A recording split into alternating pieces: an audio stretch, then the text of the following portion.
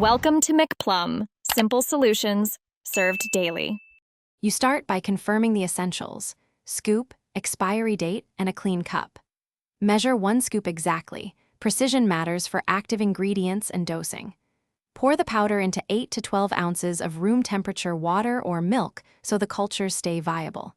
Once added, stir briskly with a spoon for 15 to 30 seconds or use a shaker bottle to fully dissolve. Make sure not to use hot liquids, because heat can kill probiotic strains and reduce effectiveness. You can enhance absorption and flavor by adding a small probiotic source like half a banana or 1 tablespoon of honey. This feeds beneficial microbes and improves palatability. Once mixed, plan timing.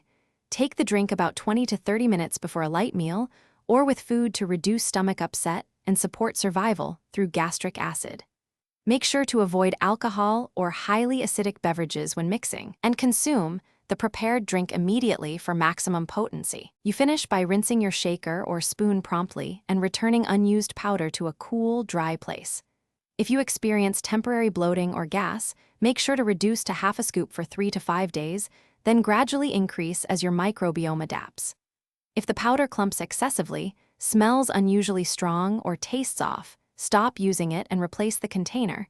Check the lot and expiration. When in doubt, consult a healthcare provider about persistent reactions. Thanks for watching. Stay juicy and subscribe.